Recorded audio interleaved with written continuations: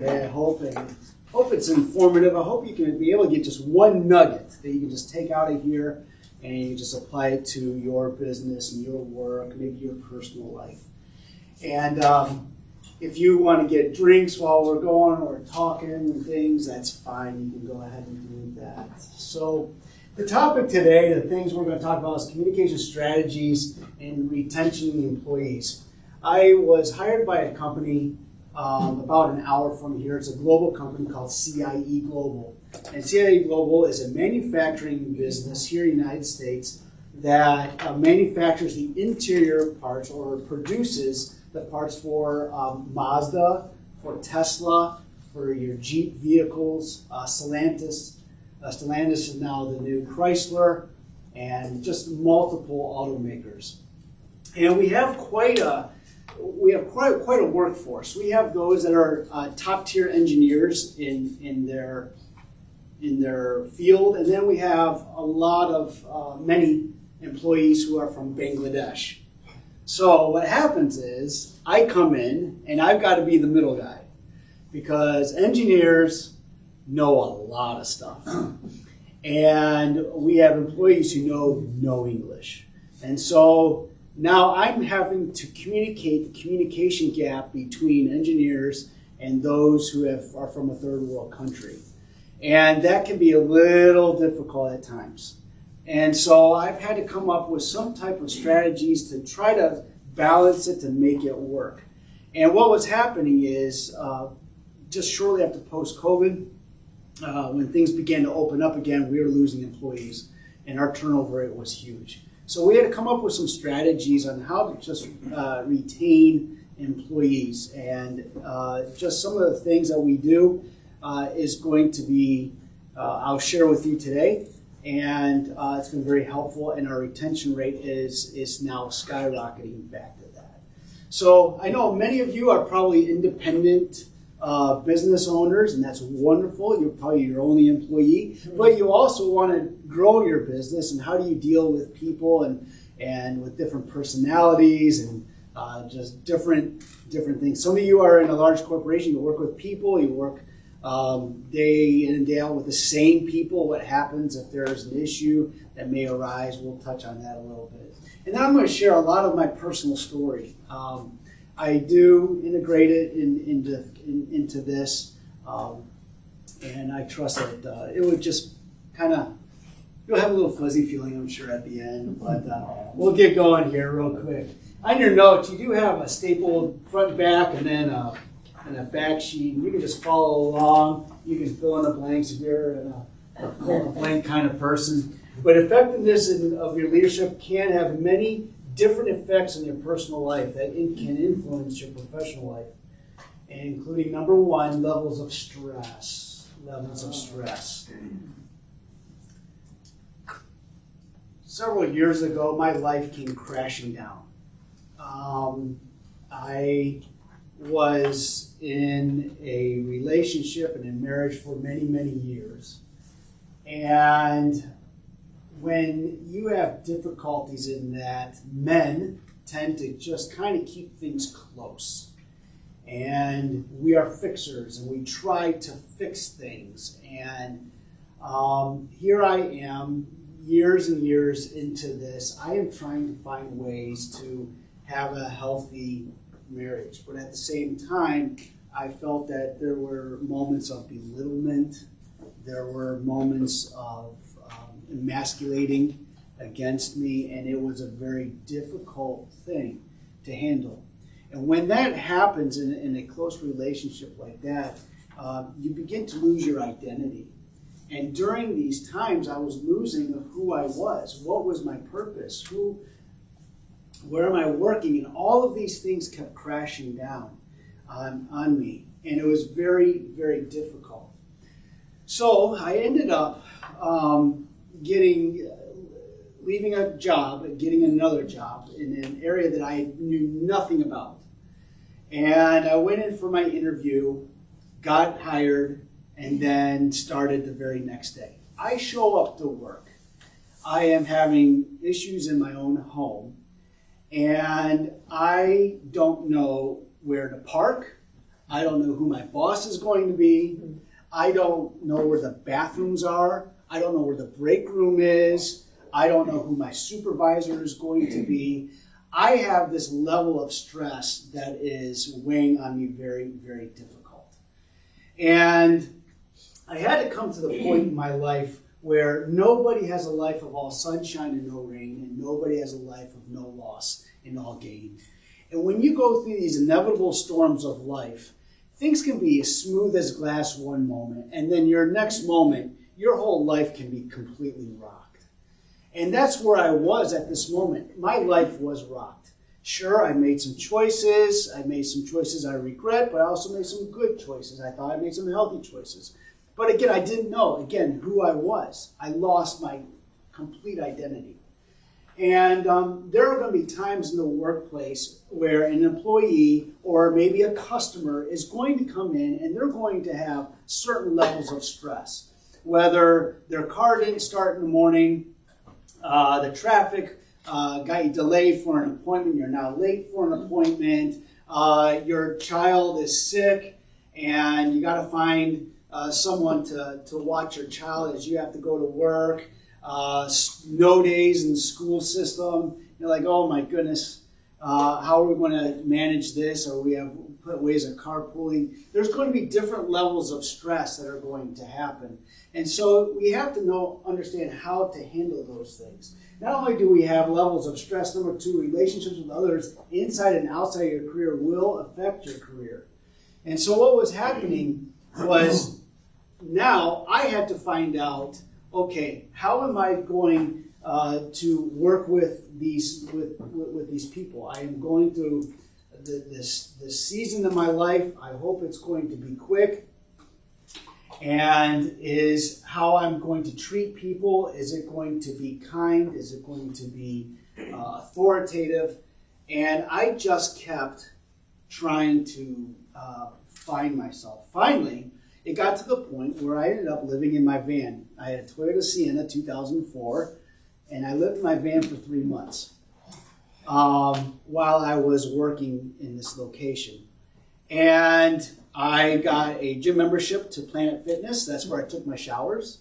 That's where I ended up filling up my water bottle for the day. I stayed in Walmart parking lots. I ate a lot of tuna fish out of the can.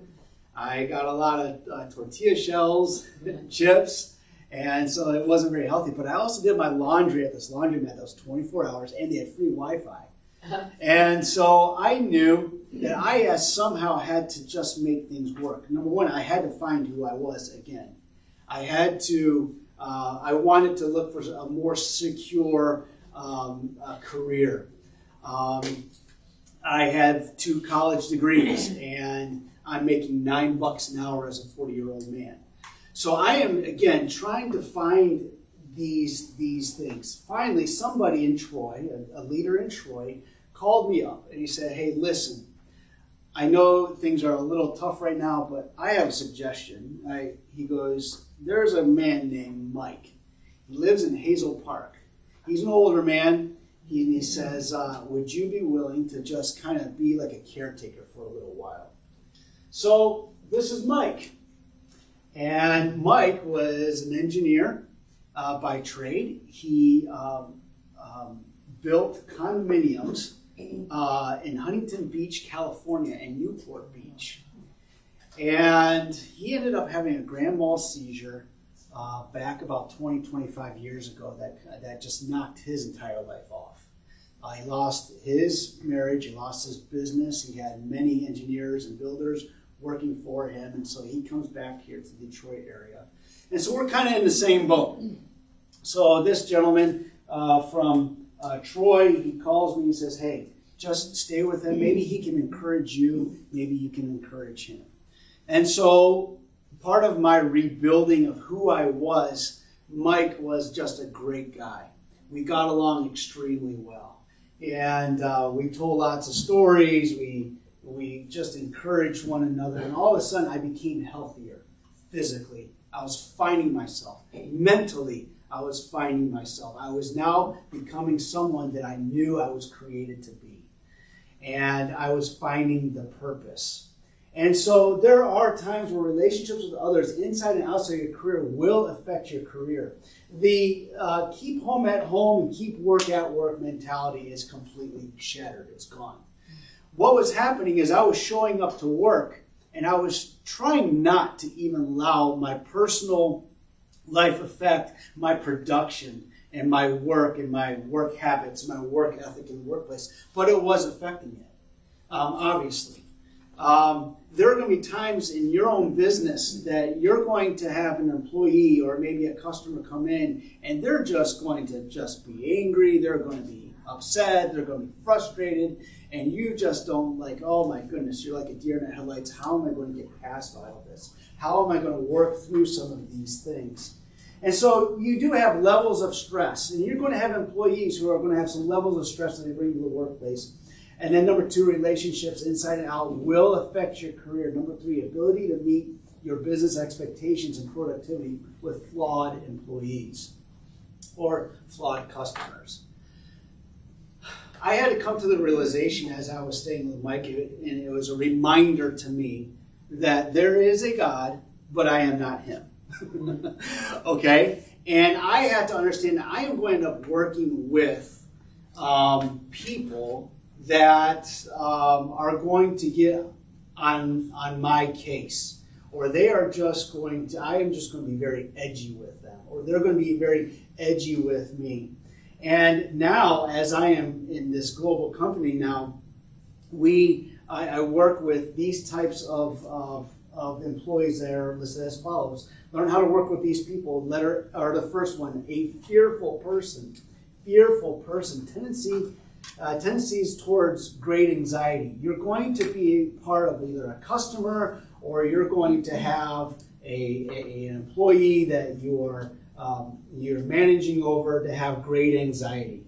I will tell you, post 2020, 2021, 2022, this anxiety stuff has skyrocketed in the workplace. And again, when you try to say something, I heard this recently, you got to leave work at work and leave home at home. And no, people are going to bring these kinds of things into the workplace. The second one is a proud person. You're going to work with proud people who have a tendency to be opinionated and selfish. All right, how are you going to work with that? It can be difficult at times to work with a proud person. You can't reason sometimes with someone who is a very proud person. The third one is an inflexible person. Tendency to be demanding and sulky if they don't get their way. All right, so we have employees who just, they pout. And they just, I just want my, and I want it this way. How come I have to do it this way? How come these expectations are this? And so you do have to set a clear guideline of, hey, this is how it's going to be. And if you want this, then it's going to take that, right? An abrasive and a harsh person tends to respect more than they love. And there are a lot of abrasive and harsh people, it seems. You go on social media like TikTok and you go under different things like this, you see the abrasiveness and the harshness of people everywhere. And now it's just become this common thing in society. And it's not good. Okay? And it does create friction in the workplace. It creates friction amongst those who are part of your business. The next one is an undisciplined person that has a tendency to be unreliable and disorganized. Disorganized.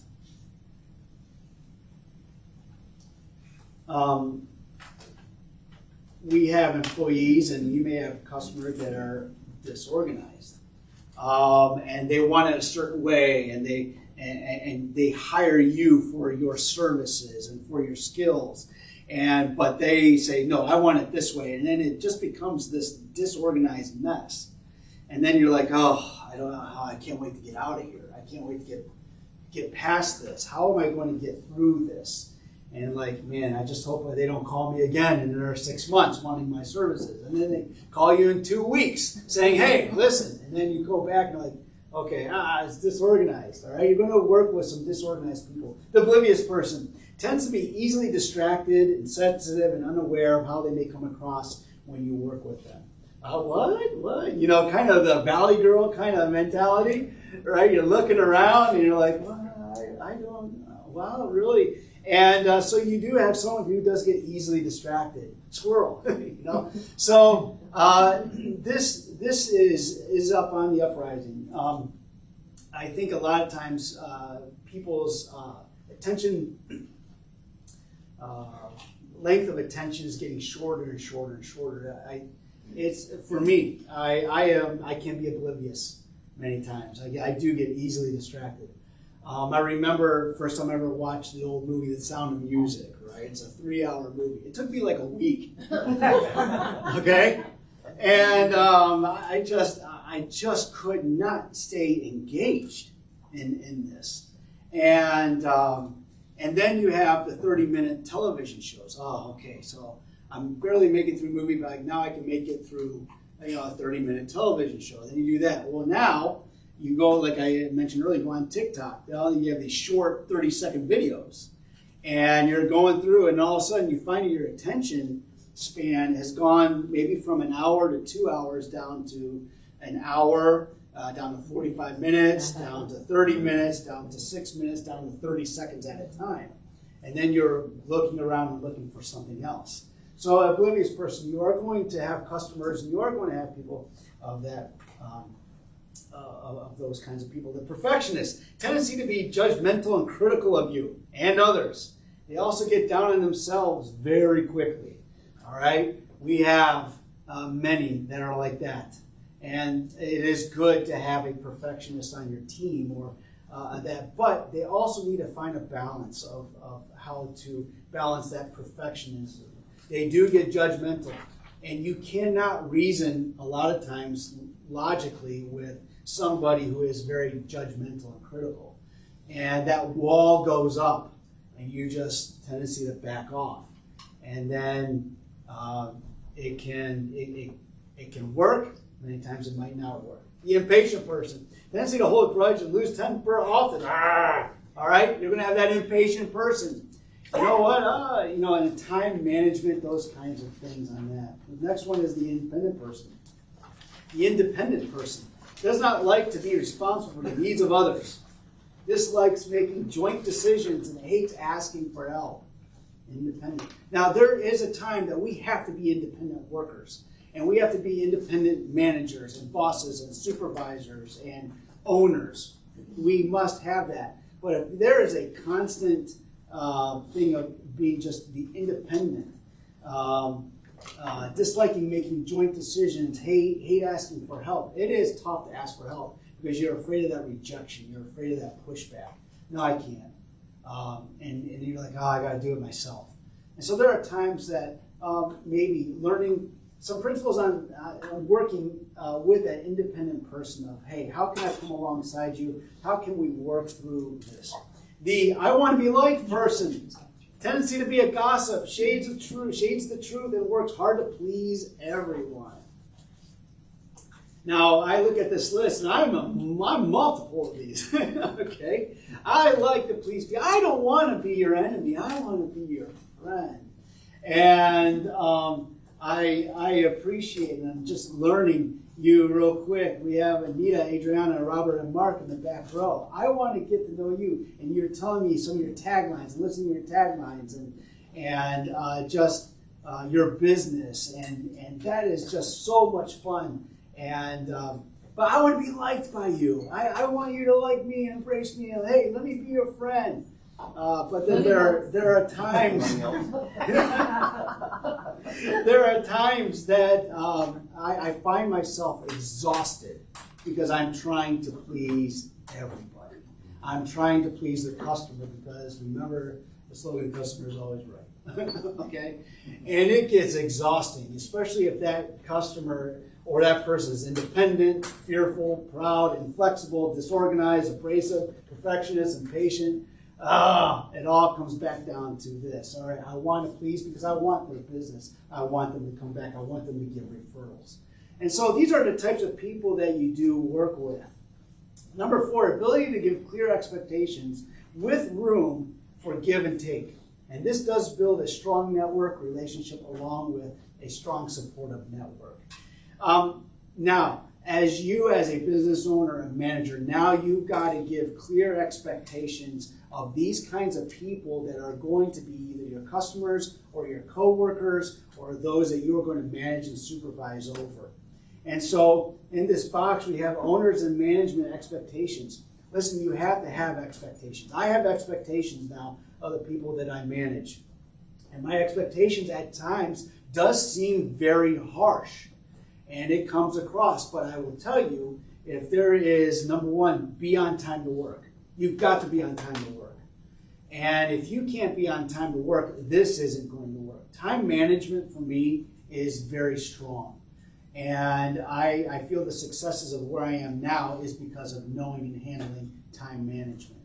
And if I have employees that work under me that are not on time or they don't go by the schedule that has been agreed upon and is put in the calendar, that honestly, it throws me off a little bit.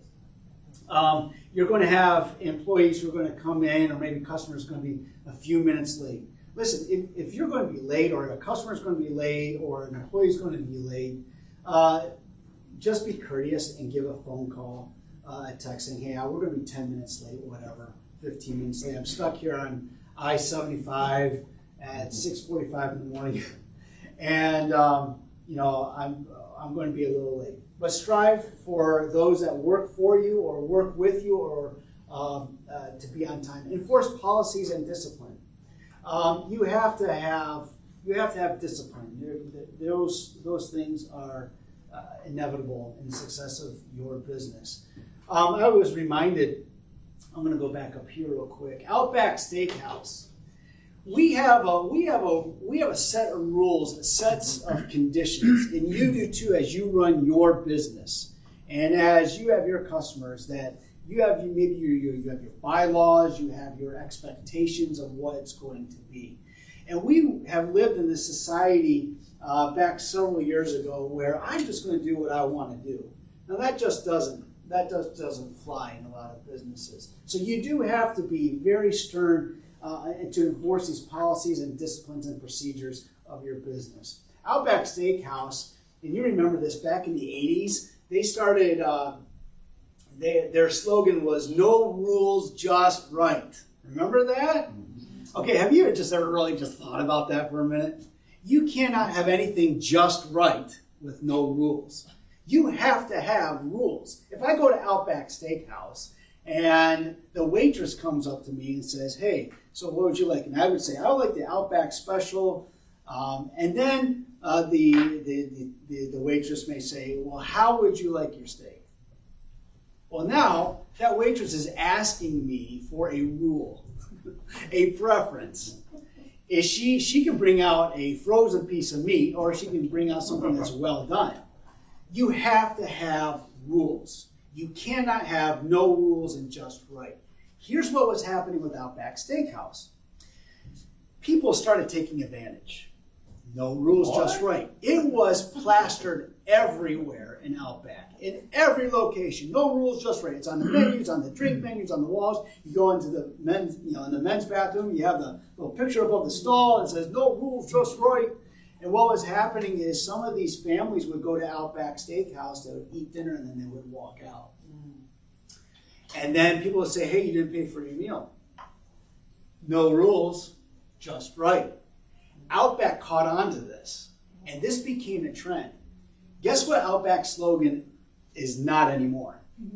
No rules, just right. If you go into an Outback Steakhouse, you will not see no rules, just right anywhere else. It was destroying the company very, very quickly. People going in, people eating, people leaving, not paying. Get free meals. And so you have to have a set of rules. You have to enforce the policies and disciplines. Growing your skill at solving problems. Be a problem solver.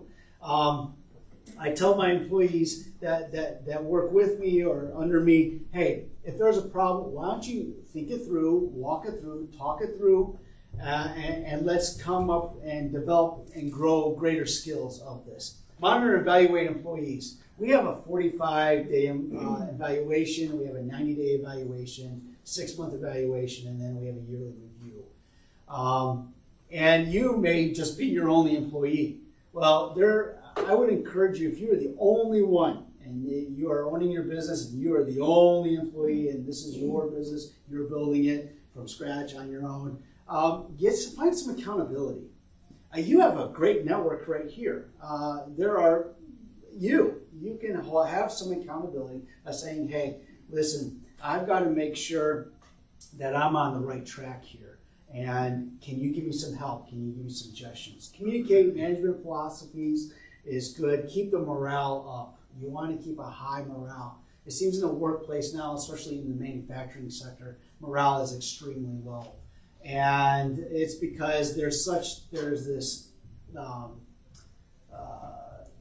retention rate in a lot of these businesses, and people are quitting. What's happening is post-COVID, we have these employees, and they come in and they're like, yeah, I have experience, I want this job, they get hired, and then they find that the business down the street offers a $3,000 sign-in bonus if you stay 90 days. So then they give you their 2 weeks, and then they go to that next business, they work there for 91 days, because on the 91st day, they put in their I quit. Well, that money for that sign-on bonus has already been deposited into their account. So then they go to the next business, Amazon. Amazon says, hey, come work for us. We'll give you a $2,000 sign-on bonus. So they go and they work for Amazon until they get the $2,000 bonus, and then they quit, and then they go to the next one.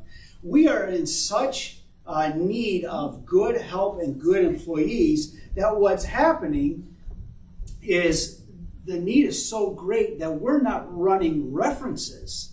We're not looking at resumes anymore. We're like, hey, we need your help. Get over here. We'll sign you on. And what's happening is we've lost focus in that. Now, part of our increasing of our retention rate is we don't have sign-on bonuses. We don't give you an attendance bonus. You come to work. You come to work, we'll take care of you. And the longer you're with us, the more that you are going to be pushed up and on time to work, and your attendance. We're gonna take you to the next level. Know how to delegate tasks and train others. This is huge. I have to train others in a lot of different areas when it comes to management or time management or another part of the skilled trade. Set and follow priorities. But the employees, on the other hand, what do they desire from the management? What do they desire from us? Number one, be visible. Can you please be on the floor? Can you please show us that you care? So every day, I work Monday through Friday. I do work a lot of Saturdays, and I do work an occasional Sunday afternoon, Sunday evening. We are an operation that runs 24 hours a day, at least 5 days a week, just depending on the needs of the automakers themselves. And so there are times on my desk you would see a piece of paper that says on Monday, plant 1, Tuesday, plant 2, Wednesday, plant 3 and 4. And so every single day I'm at a different plant. We have 7 different plants. And every day I have to be visible. And while I'm being visible, I bring somebody with me. I bring someone that just comes with me and just takes notes as I walk and engage with the employees. So I want to be visible. But not only do I want to be visible, I want to listen to understand how they are doing. Hey, get to know your employees. Get to know them by name. Hey, how are you doing today? Hey, I heard that your son was in a car accident last week. How is he doing? Is he home? And that person that's with me is taking notes during our conversation. And so then I go back and I review, okay, this employee, Micah, his son was in a car accident. So I remember that for the following week as I do my rounds. And I'm building up. I want to be visible to the point where not only do I become visible, I now become approachable. And now these employees are now coming to me and saying, hey, listen, there's an issue over here. I don't know who to talk to. I'm afraid to talk to my supervisor. Okay, well, come to me, and then we'll talk it through, and then we will go to the supervisor together. And so I almost become this advocate for the employees. They want us to be visible. They want to know who we are. They want us to know that we actually care. Properly train them. This is huge. Because again, you have engineers and then you have people from Bangladesh who don't know English. They don't even know what 2 plus 2 is. All right, so you do have to be patient and train them. The better you're training them is how you're going to retain them. Train them, retain them. Train them properly, retain them. Provide monetary needs. There are going to be times where if you see a need, you take the lead. And there are going to be times where we're going to have employees that are going to have a very difficult need in their life. And I'm not saying that we just start passing things out. There is a process. If someone does have a need, if we have an employee has a need, then we do talk to them a little bit, just kind of get the truth about what it is, and then we do make a little decision. We do give occasional gift cards or maybe a vending machine coupon or whatever, just something little, just to know that, hey, we hear you. We want to just help you out. This is your life. You're choosing to be here. We're choosing to train you and be visible to help you through this. Be consistent and fair. Provide goals and direction. Provide feedback and performances and annual reviews. Clearly communicate a delegated task. Provide motivation. Represent their interests. And then again, consider their ideas. We have a lot of ideas that we've implemented this past year and a half that have been from these people who have absolutely no education, they've had no experience, but something has kind of triggered their thoughts of, hey, if we were to do it this way, would it work? Would it be helpful? It's amazing what all we have implemented just by ideas of people just really loving and caring for their job. So we do have common barriers in leadership and communication. Number one, I cannot explain the message to the person in words that they understand. For me, there are times that I try to communicate things in certain ways to a customer. We have customer audits often. About every week, every couple weeks, we would have Stellantis come in, or we have Jeep come in. We're doing the Jeep Wagon, the interiors for Jeep Wagoneers, and the quarter panels seem to be 1/8 of a centimeter off, and how do we get all of this? And so there are times you try to explain it to them, and they're just not finding a common ground as we're trying to explain these things to them. So there are times there is a barrier that I cannot explain that message to them that they understand. I've got to find a way. Number two, I cannot tell the other person what I mean. Oh, it's so frustrating. What do you mean you don't understand what I'm saying? I mean, I think I'm pretty clear what I'm saying, and now I'm saying something. All right, I got to watch my tone, I got to watch my pitch, I got to watch my speed. But hey, what do you mean you don't understand what I mean? I mean, come on now. And you look and you try to get people on your side, and then that just creates all kinds of havoc. Number three, I do not have enough time to communicate effectively. Yeah, we are all busy. Hey, how are you doing? Oh, man, I'm busy. Oh, well, we're all busy. Every single one of us is busy, all right? And we're busy people. I think we've made ourselves busy. And so there are times that I just don't have time to hey, can you just jot it down and just send me a note?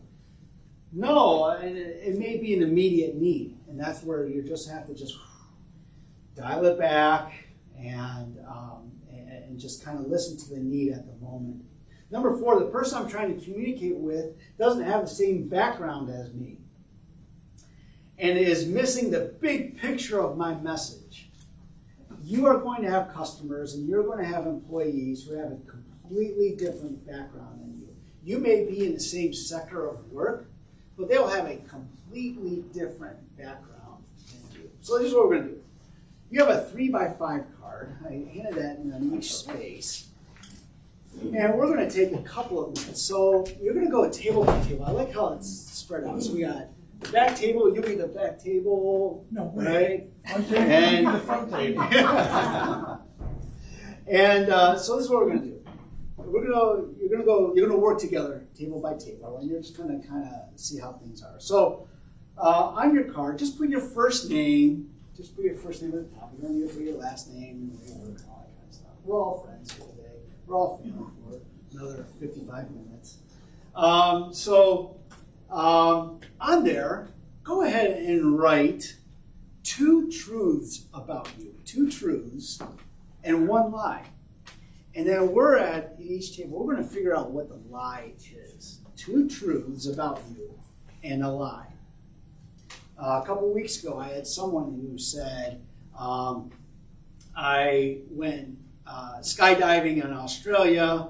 I grew up in Harlem, New York, and I am a professional pool player. Wow, it got tough. You can put whatever you want.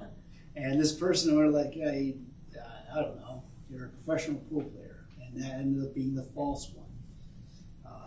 And they had done the other 2. So just 2 truths about you and a lie. Just hold those for a minute when you're done, and then we'll break it over on this.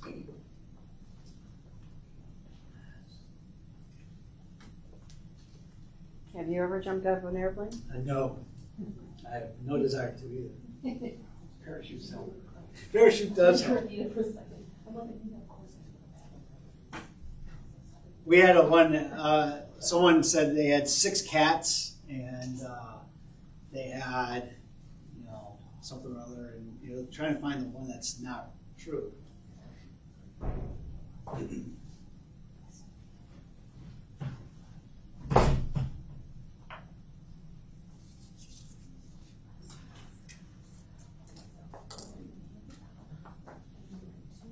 Two truths and 1 lie about you. 2 truths about you and 1 lie. I don't lie. Okay. 2 truths and a lie, just for sake of a few minutes here. All right, y'all got it? Okay. You can make anything up. You can make it. You're a 1 lie. You can make it all. I don't know.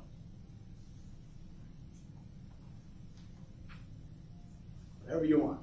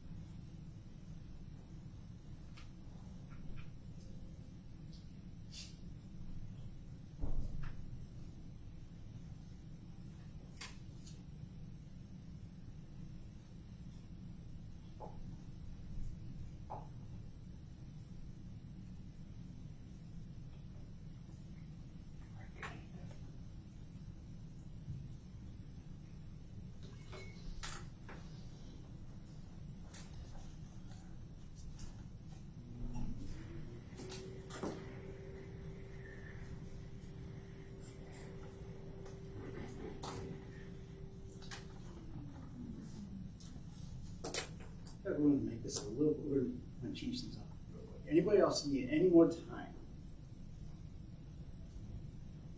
All good?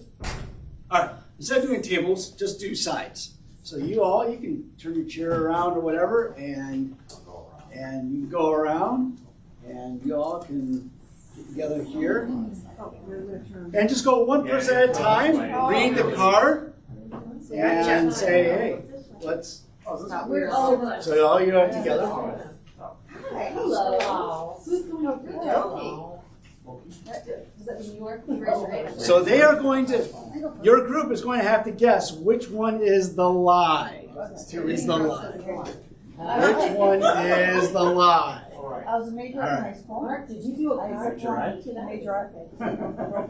That's cool. I have a degree in nursing. What was the second one? Number 1. Is this one? Colorblind. Number 2, I am a hopeless romantic. Number 3, I am a pet person. You are a hopeless romantic. I think the second one's false. I would say the second of that. Which one is false? Third. We're looking for the lie? Yes. Looking for the lie. I had the third. You're not going with the nursing. Okay, that's correct. But I Yeah. don't know why I am a hopeless romantic. So- People are coming to like, 10% of all men. So there's high percentage. No. I went to school for nursing, but I never got my degree. oh. Okay. So that was a quick All right. What do we win? Yeah, we're gonna- Okay, fine. I have ran the Boston Marathon. I went. I wasn't always this age, you know. I went skydiving and lived. Tell about it. Yeah. I've been to Italy 4 times. W. So that could be. Boston Marathon. I go with Italy. Boston. I knew it! I was like, you know, you and running, same sentence. Yeah, for a bit. Not anymore, but I did. Not Boston Marathon. I didn't know until I was 32. All right. And I have never been outdoor, I'm sorry, I haven't been outside the US. Sorry, they're easy. Easy. Never been outside the I US. enjoy helping everyone. I was Travel gonna say to all married. 50 states. I was gonna say married, yeah. I have Oh, 2 which one is kids. it? I've not been married. There you go. Okay. I would say travel. I'm afraid to fly. I'd say 2 I kids. speak No, German. she got twins. I have 2 kids and we know you like that. Oh, yeah, I had 46 of them, so. Oh, Which wow. one? Yeah, I think. I haven't been to North or South Dakota. I have not. Have you? You can't put yours on Surprisingly enough, I haven't been to Mississippi. Really? And I haven't been to Nebraska. Everywhere else I've been. I'm a great grandpa. Well, I haven't been to That's like all. 3 of those. Yeah, that's good. Yeah, we did a road trip. We went to, Colorado, what else? You must be tears. That's Alabama. All, but I have not been to Mississippi. It's crazy, I know. 48 states. Oh, No, that I haven't been to. Oh, you too. Shut champ. Alright. What? Okay, ready? In a second. I have 3 children. My favorite drink is Mountain Dew. Okay, mine are. I heard that too. We know what the lie is. Yeah, you need to. Are you sure? No, are you sure? Yeah. No. I have 2 kids. Yeah, Yeah. I was Yeah, saying. Do you do that like in braids and stuff? I think we're married. Not anymore, we have a younger man. I could see you earning that many. Yeah, the first 2 were. Okay, Calvin. Train, or, Okay, my favorite color is brown. National I Pokemon have card trouble champion. with others, and I love New York. Played tennis against Billie Jean King. Helped 160 kids attend Yeah, I don't. obtain college It is scholarships. brown, Oh, well, that's right. and I can't stand New York. How I know you play tennis? I just pretend I don't have problems. Actually, last week. Okay. Oh, so the lie is I Yeah, have New yeah, York. I'm saying against Billy Jean. Yeah, New York. Right. Yeah. I'll say Tennis. tennis. I love going to it and watching plays, but I don't want anyone to I talk to me. know you I don't even know who that is. You don't know who Billy Jean is? Oh my And I God. get Michael Jackson know what it's all about. that is. That's her, oh. I know that. And even further back. The only way you can see the stars is when you're straight up. Very good. What's that? That's like I was experienced in New York. No, it's actually So, yeah, one of the, I the- got second place in the Pokemon card It's just so championship. many people. Wow. Did not beat You're the like winner. this, and I But second Billie place. Jean, you were that good? Yeah, when I was 13, I played domino So team what was tennis. this form like? And we played in Chicago. No. Yeah, and we were supposed to, me and my partner, played against her and her partner as an exhibition thing. But that's fun. Picked one of the groups out of the hundreds of kids. That's And ended up being Where are you from? the club right downtown in Chicago. Okay. That is awesome. Wow. That's before you do the selfie with her. Oh yeah, way before that. It's not like well. I should have said that at some point. I'm not so sorry, Cal. Yeah, I actually did like these. I should say it's. Yeah. Both mashed potatoes and peas. But the first two are. All right, how are we doing? Did we get through? We're done. You all done over here? Oh. You guys get through? Yeah, we're Yes. done. All right, you can turn your chairs back around. See, here's the thing. You all have different backgrounds. Some of you are working in the same business or the same sector of business. And all of a sudden, now you're realizing I have a completely different background than with the next person that's over from me. And their interests can be completely different. And the person I'm trying to communicate with doesn't understand me. They don't have the same background. And they're missing just a big picture of what I want. All right? And so that can create some conflict in the workplace. You've got to learn a little bit, and we're going to touch on this in just a minute. You got to learn a little bit about the background of the people, even in the jewelry business. You want to know, okay, why are you're looking for an engagement ring? Okay, you want to try to find the best setting for a ring, and is there a date picked out, or we can have this done for you in 3 months. You're looking to get engaged by Thanksgiving or whatever. There's these qualifying questions that have to be asked. You have to get to know the customer or your employee a lot more than just the water fountain talk, okay? You really do have to engage in that. So the common barriers of leadership in that communication, number 4, the person I'm trying to communicate with doesn't have the same background. So they don't understand what I'm trying to say. Well, get to know who they are, okay? Build a relationship there. Barrier breakdowns do come in 2 categories, especially where we are in the sector of my type of work. Number 1, you have a language barrier. The language barrier. This area is becoming home to a lot of people, and we know this from Iraq, from the Middle East. And now we have people from India are coming over, and there is a language barrier. We're getting a lot in our area from Europe that are coming, Spain and Germany. Romania is a very big population in the northern part of Macomb County and Oakland County, people coming from these countries. And so there is going to be that language barrier. And then number 2, you're going to have a cultural barrier. The language barrier, people communicate, they do speak different languages. We have a lot of employees that speak different languages, and they also don't understand English very well, but yet they can be in a supervisor position. And so part of my job is to communicate through pictures, through videos, just finding ways to communicate to them so that they can communicate to their coworkers who may not know English or who had just flown over here a week or 2 or a month before, legally, by the way. And so there is going to be that language barrier.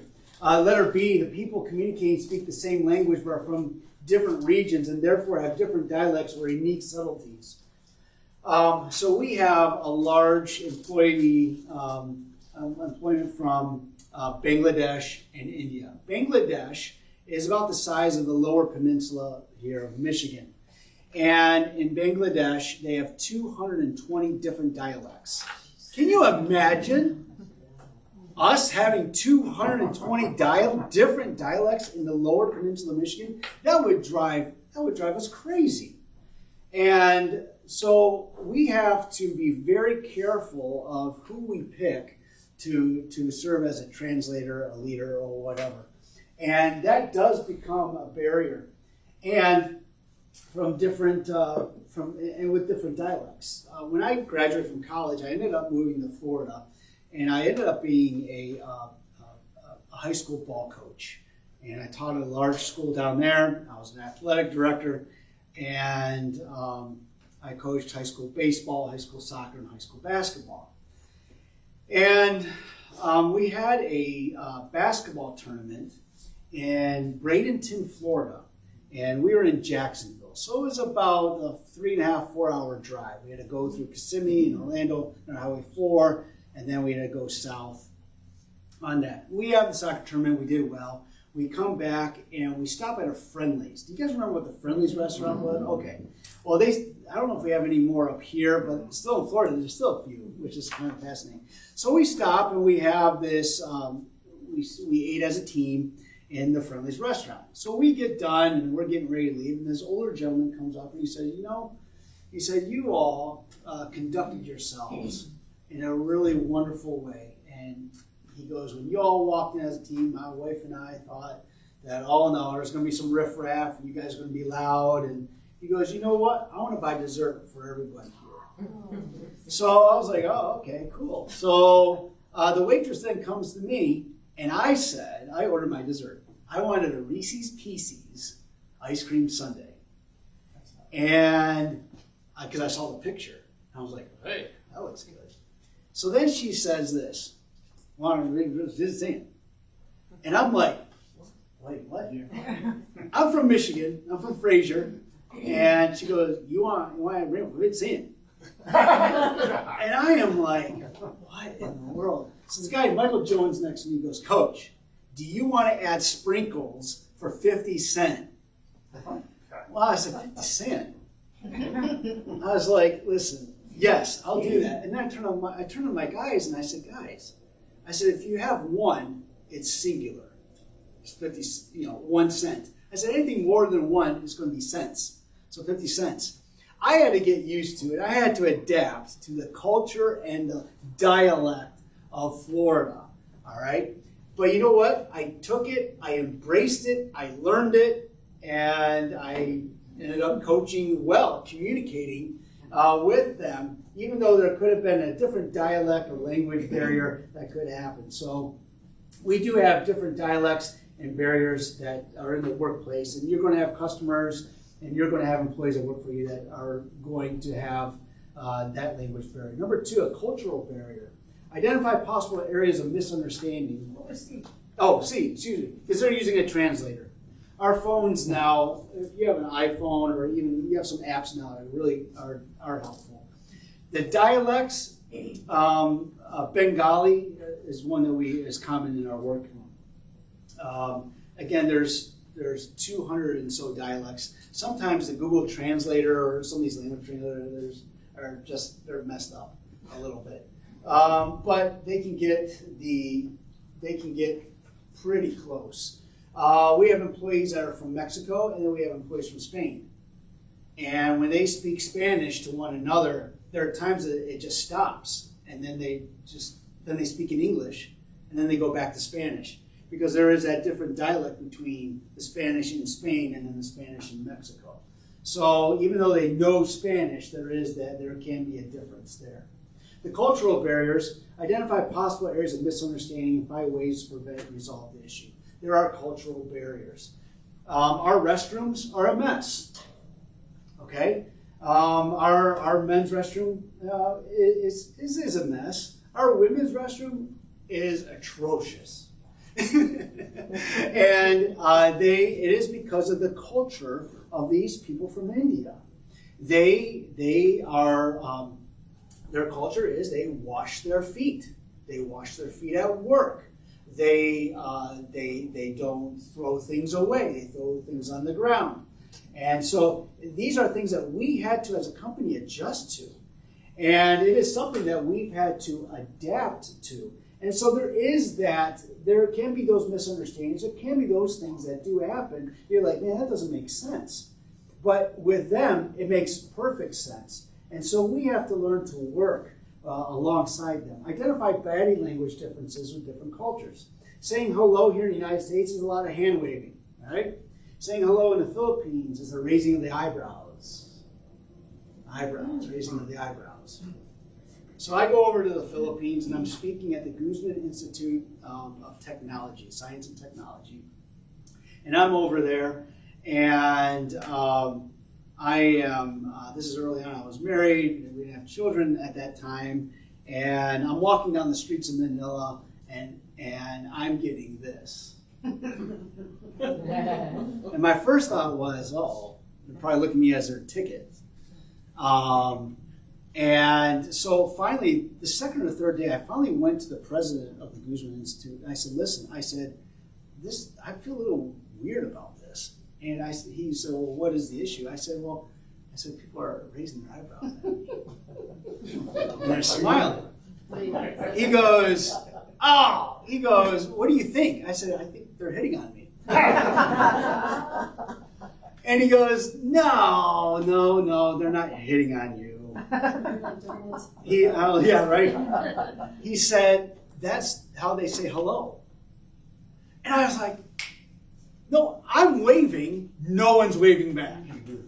And I'm like waving, and they're raising their eyebrows. I now understand. So I had to adapt when I was teaching over there, I had to adapt to that culture and learn it. And that is something that is just the different body languages of different cultures that could be in your workplace. And again, going back to your customers, they could have a very different cultural background than you. And you might say, I don't know if this way is possible, if this is the best way. Listen to understand and see where they're coming from, because it may be a cultural decision that they're making there. Letter C, find opportunities to learn about the culture represented in the workplace.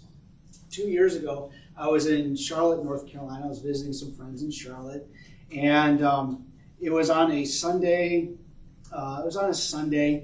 And I was flying from Charlotte back here to Detroit on Monday morning at a 6 a.m. flight. So Sunday night, my friends and family, they're like, hey, let's go out to dinner. And I'm like, yeah, let's go to Bojangles. Does anyone know what Bojangles is? Woo! Right, that is like KFC on steroids. And they have these biscuits that are unbelievable, and they are fantastic. And they're like, hey, listen, Phil, we had Bojangles yesterday. And I was like, hey, who said you can't have it 2 days in a row? And so anyway, they're like, no, we're going to go to this Indian restaurant. And I'm like, oh, okay. I've never had Indian food, none of this. And I walk in, and it reminds me of where I work. The heavy smell of curry, and some of the decor. And I thought to myself, man, okay, I am going to use this as a teaching moment and a learning moment for me.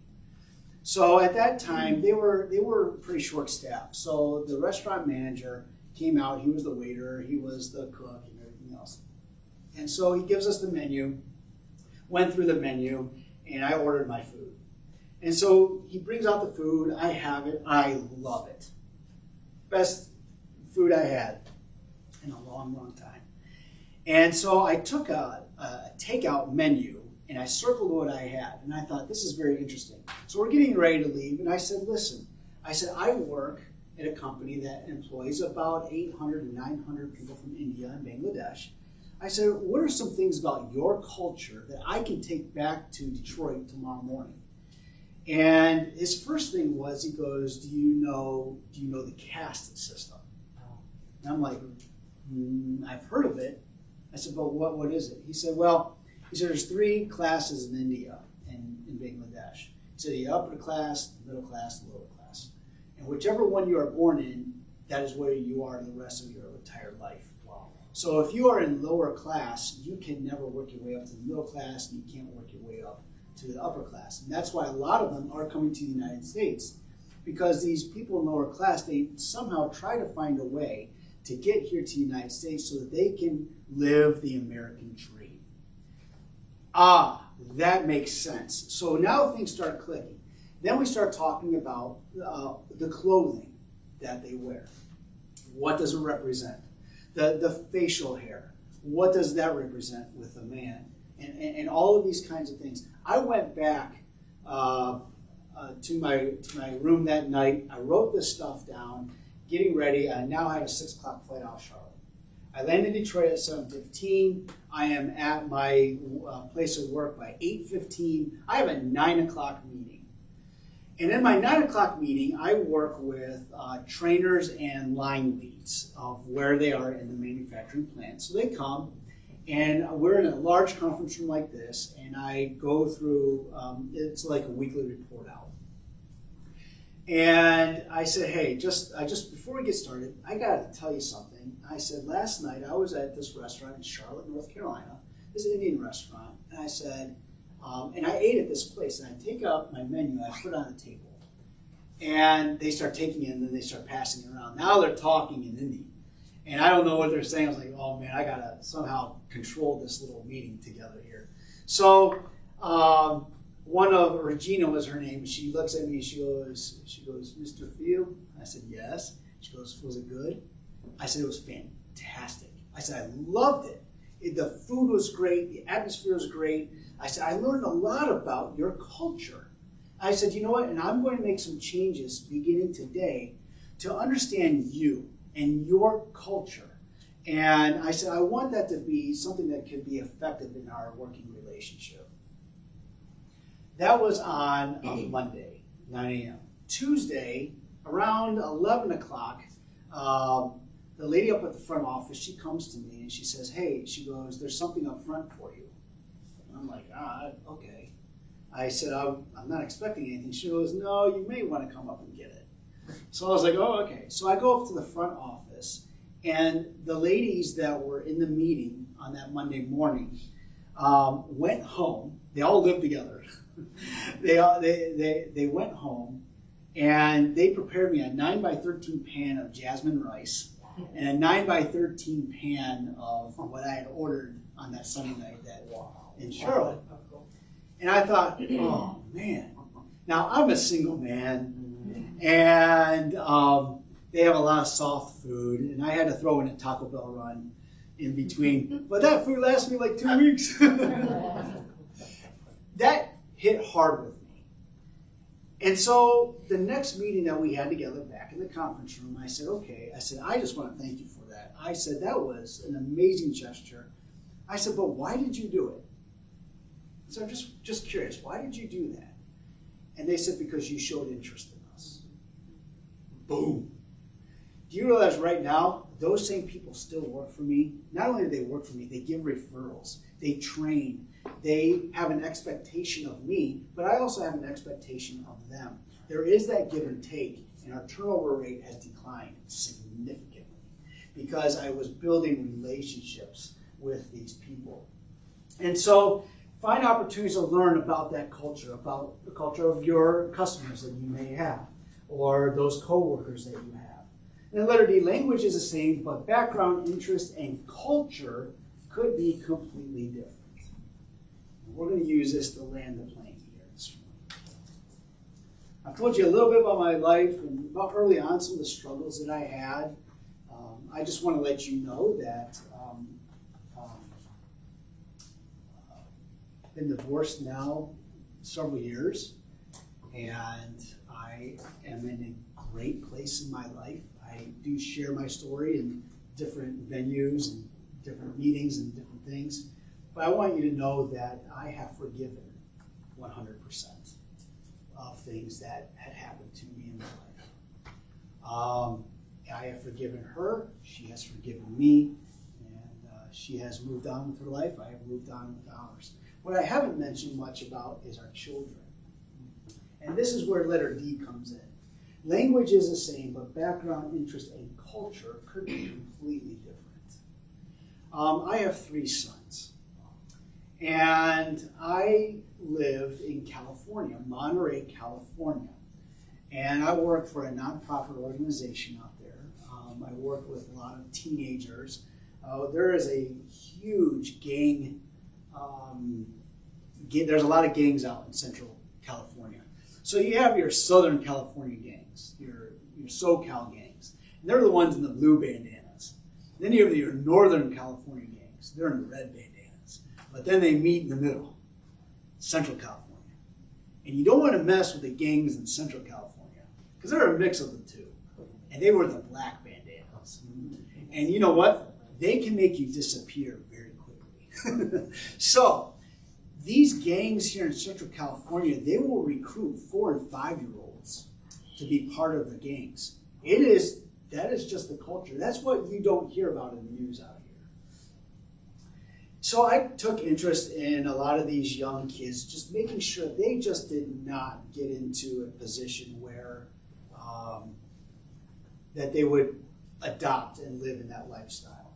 And so I did work for a nonprofit out there, and I took interest, and I began working with teenagers and young people. I loved every minute of it. Well, while we were out there, there was this young teenager, football player. I don't know if you've ever seen The Blind Side. That's actually come back up in the news here in the last day or two, which is disappointing, but it's necessary.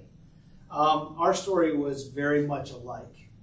And so this football player was the middle child of 3. He had a sister that's 1 year older, a brother that's 1 year younger. At 11 months, his mother gave him up for adoption and kept the sister that's 1 year older and the brother that's 1 year younger.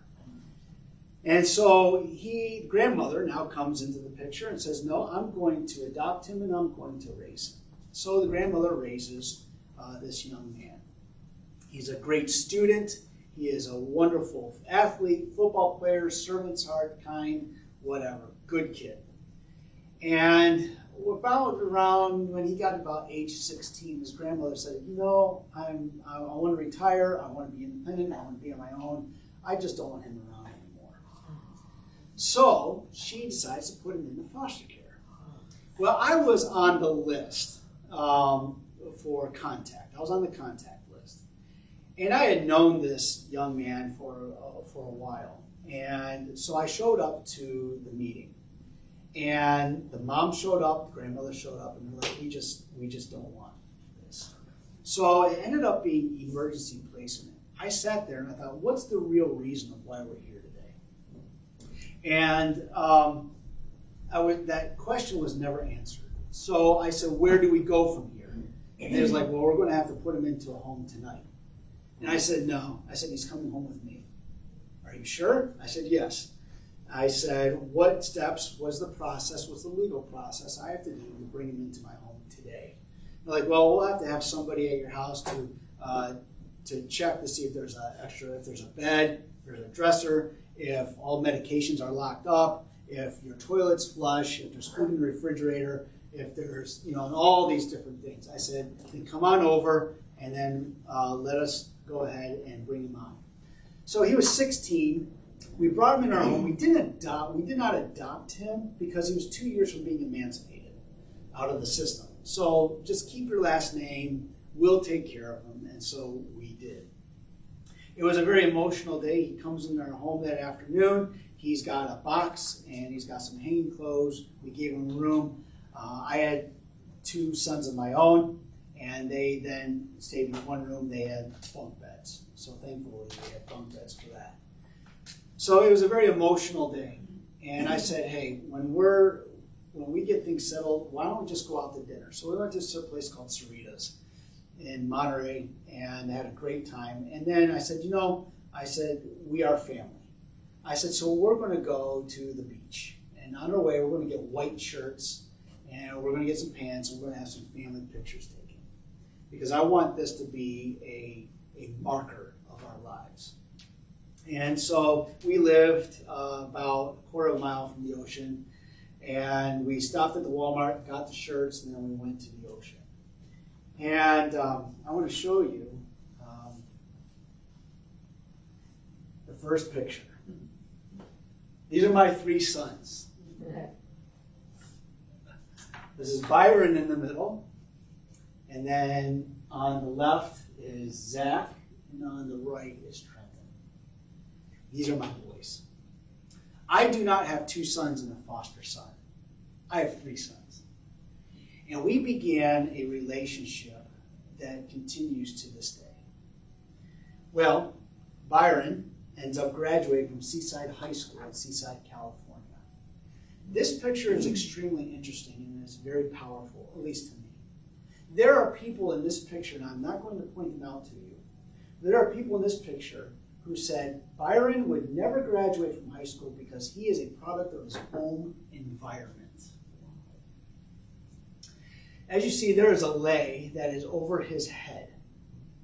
Out of the class of over 300, 350 graduates, the school administrator had 1 lei for 1 student. And graduation day, my son got it. He broke all odds of what was happening. He was given a life of ashes, and he now turned it into something amazing. And I love this picture. We have a different culture. Can you tell? I tell people he looks like my ex-wife. But here, my parents, they lived in Greenville, South Carolina. And so this is a family picture we have. There's my dad and my mom and my 2 sons and Byron, my 3rd son, and then there's fake fruit. Of course, what's a picture without fake fruit? My mom was a school teacher. She taught 4th grade for about 35 to 40 years. My dad retired with a GS-15, ranking of GS-15 from TACOM. They're in Warren, Michigan. He was there for 30 years. And just an amazing dad. I'm very thankful for my family. My dad, back several years ago, began to things just didn't seem right for a while. And all of a sudden, he began to forget things. And they took him to the doctor, and he ended up having Alzheimer's. And he ended up having bladder cancer too. So you have bladder cancer and Alzheimer's. When you have cancer and Alzheimer's, they don't do surgery because that can take you to a different level of psyche. And so Mother's Day weekend 2020, my sister calls me and says, listen, you're going to have to come down and see Dad. He woke up this morning and he didn't know who Mom was. So I said, okay, I'll be down there. So I got down there. I stopped by a Little Caesars Pizza, and I called my mom and said, I'm bringing pizza for lunch. I know it's Mother's Day. We should have something more bigger, better, other than pizza. But I said, let me just do that. She said, okay. So we sat around the table. I put the pizza down. My dad comes and sits down and goes, oh, what's this? I'm like, Dad, I said, it's pizza. One thing I learned about people with Alzheimer's and dementia, you don't question them, you don't challenge them, you go with them. And so he kept looking at the pizza. He goes, well, what's on that? And I said, pepperoni. He goes, is it spicy? So he's talking like normal. He's just not. The sponge in his mind is empty, okay, of just where he is, what he's doing. So we start eating pizza, and he's looking at me.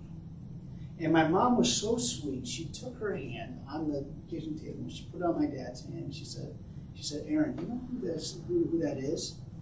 And my dad looked at me, and he goes, no. My mom goes, that's your son. Oh, okay. So I did something. I took my phone, and I recorded a video, not of my dad, but of me. And I want to share this with you.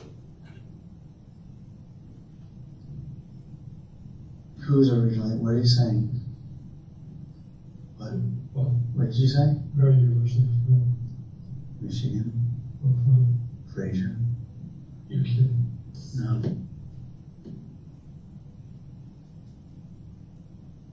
Yeah. Remember point 1 at the very beginning?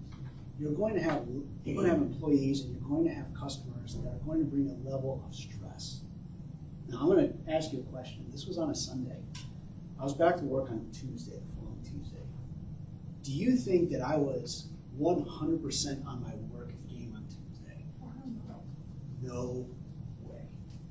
I was out of it. I was completely like, what is going on? My own dad does not even know who I am. The level of stress that caused me, my production. I went to my boss and said, I'm just going to need your patience for a few days. And I shared this video, and it was as silent as it was 20 seconds ago in here. It was difficult. That was Mother's Day 2020. June 15th, Father's Day weekend 2020, less than a month later, my dad passed away. I saw him take his final breath. And this was an amazing man. Had an earned doctorate, was a university dean after he retired from Tacom down in South Carolina. Mark knows the university that I'm talking about. And he was the dean of the College of Business. And now, he didn't know who I was.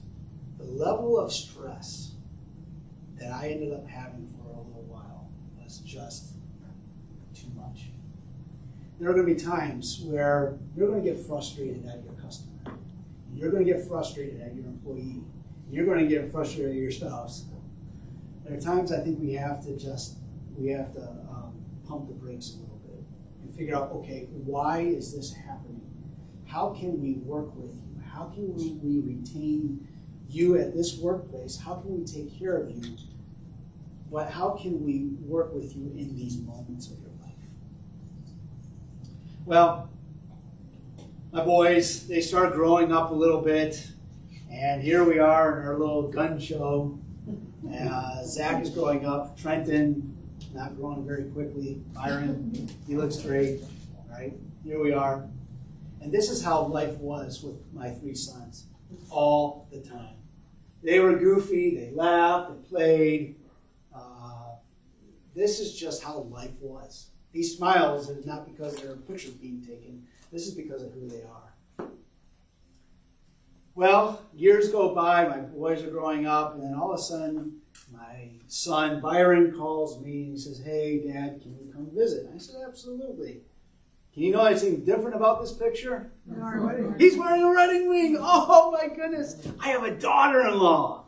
Oh my goodness. She's so sweet. I said, "Byron," and he's telling me about her. I said, "Where is she from?" He goes, "Oh, Dad, she's from Ohio." I said, "You got to be kidding me." So they get married. And just a wonderful marriage. They've had their challenges too. Well, this is the day of my dad's funeral. My boys are grown. Zach on the right. My mom is close to 80 years old. Does she look close to 80? And then my son Trenton looks like he looks like a milkman. Okay, he's always wanted the bow tie. Mark would know he wears a bow tie. So this is Trenton. Trenton was born partially deaf. He does wear, I don't know, he does anymore, but he does wear hearing aids, or at least one hearing aid. He has two. And he loves sports. He ended up playing baseball. He had some baseball offers. He played travel ball. He had some offers to some colleges on the west side of the state. Here he's playing at Central Michigan. And loved baseball. That was his go-to that was what filled his void while we were going through, there were some changes in our family. Here he is crossing home plate. And then he goes down to a college in Greenville, South Carolina. He stops playing baseball and he calls me and he says, "Dad," he goes, I'm gonna run cross country. I'm like, "Cross country? Are you serious?" I said, because baseball, to me, I was like, "Oh yeah, this is gonna be great." Cross country. He loves it. He loves cross country. He's a beast. But he's a journalism major, and he's a senior in college, and he wrote this Questions of Fear. Watch this. "My peers shine with genuine joy, and the question of fear comes to mind. Will I ever be that happy? Relationships flood my view of life, and my mind interrogates my soul. Will I ever break loneliness? Others encounter the death of loved ones, and I ponder over my own losses. Will I ever overcome them? Success crowds my dreams, but then I wake, and another question comes to mind. Will I ever be good enough? These questions of fear that haunt my soul will only vacate my restless mind if I turn them into questions of hope. For hope trumps fear amidst uncertainty, and one must come to recognize that tears don't last forever." We are living in a society now with younger people, the millennials. This is their mindset right now, and there's a lot of confusion. There is a ton of false narratives that they create in their minds, and it is almost controlling their next step. This is where we, as mature adults, sometimes need to come in and say, "Hey, I know that you're feeling this way. I know this is happening to you, but why don't you just allow us to come alongside and mentor you through this? This is a commonality with those in the 20s and early 30s right now. Of, hey, will I ever be good enough? And so these are some of the things of his questions of fear. Oh, my goodness. So I work with couples. And this couple came and talked to me. And they said, hey, can you come over to our house? We're having some relationship issues. And I said, yeah. I said, absolutely, I'll come over. I'll listen to you. So I go over and I've learned a lot of lessons through my failures. But I do work with couples. And so this husband and wife, they're like, hey, let's go in the family room area. Can we get you a snack? I'm like, yeah, sure. And I saw these pretzels. And I love pretzels. And so I sit down, I'm listening to them talk, and I'm eating these pretzels, and I thought to myself, man, these are probably from Trader Joe's, because there's no salt on them, but they're filled with peanut butter. So I thought, man, something's up with these, man, this just tastes odd. So we get into this point, and I said, these pretzels are really good. And they're like, oh. And they're like, well, they're dog treats. So here I'm pounding down dog treats, and I am like, I then looked at them, I turned the container around, and I see this label. You can't feed your dog these things. And the thing is, I was like, these were good. I said, why didn't you tell me these are dog treats? You're like, we were so focused on our issues that we're sharing with you that just, I said, I've been sitting here eating these things. We had a good laugh about it. And they said, well, how do you feel? I said, I feel a little rough. Oh my goodness. Zach graduated from high school and went on to university. Zach went on to graduate from high school, went on to University of Michigan in engineering. He ended up being part of the solar car team, and he was the driver for the solar car. It was a world race that happened over in the outback of Australia. 65 countries were represented, and it was a 3,000 kilometer race. He drove it. It was a lifetime experience. They came to a podium finish of second place. Oh, wow. So Discovery Channel did do a documentary on them. Here is something, you can find it on YouTube, and it's called Light Speed. And I told Zach, I said, I used to have hair like that. He's a photographer. He loves photography. And I did take out a few pictures, but I should have kept them in. I didn't know photography was going to be represented so greatly today. So he took a van, took a caravan, and he ended up, for one summer, went out by himself, got a tent, got a Planet Fitness membership. I told him it works, free showers, and he goes and he starts taking these pictures. So anyway, he posts this one on his Instagram page. And I remember he posted it, and I was like, wow, that's a beautiful picture. And then I got looking a little bit more closely, and he had a drone with him too. And I then went on my WhatsApp app, because that was the only way I could communicate with him. So I called him up, I said, Zach, I said, where are you? He said, Dad, I'm at the Grand Canyon, and it is beautiful. I said, I know. I said, the picture you just posted. He said, yeah. He said, did you see me? Do y'all see that little white speck on there, on that cliff? Okay, that does not do a dad's heart very well.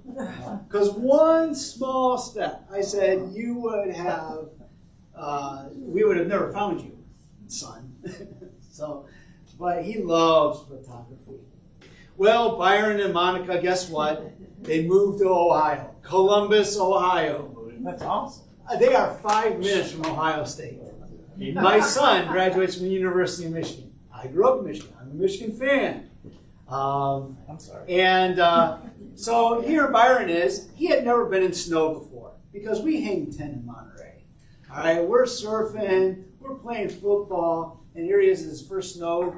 And you see some snowflakes in his beard and his hair. And Monica's like, hey, get over it.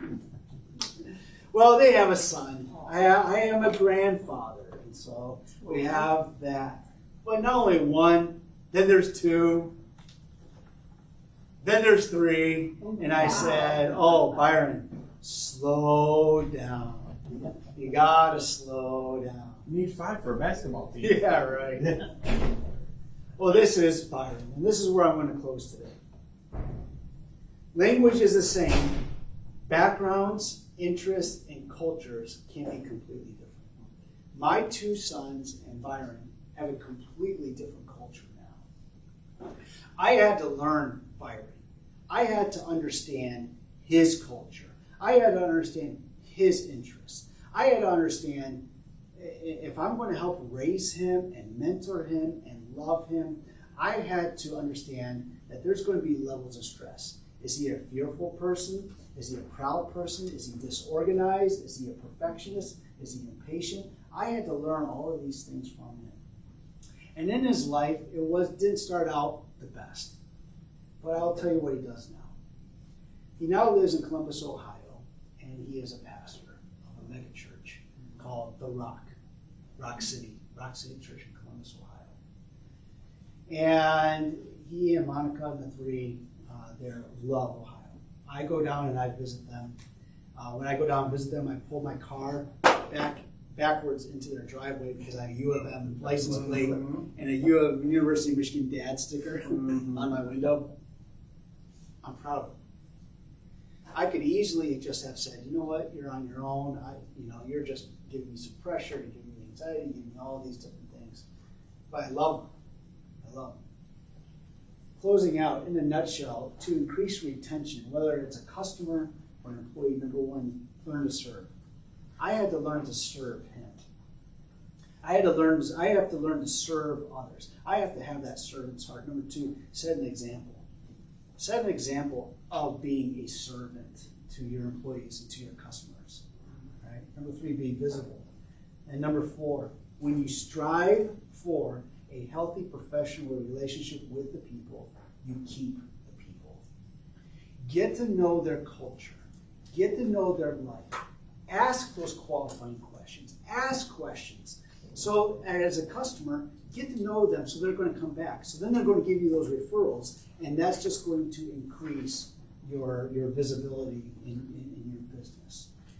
Retain. Find ways to retain. And these are ways that we are finding our retention rates going very high right now. We are keeping our employees.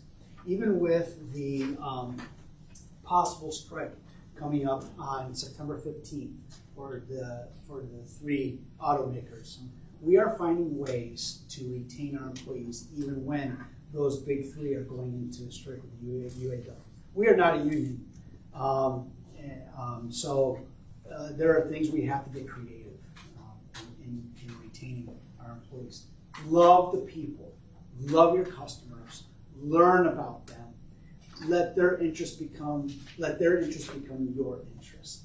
Be visible, follow up with them, and you'll retain not only them as customers, but maybe as a friend on that. So I appreciate your time. And these are just things, I know you know these things, and sometimes it's good to hear it from somebody else or maybe a reminder. And these are things that I live by. Mark, I appreciate the invitation. You've been a very good friend. He's got a wonderful family. If you ever get to meet Mark's family, embrace them and love them.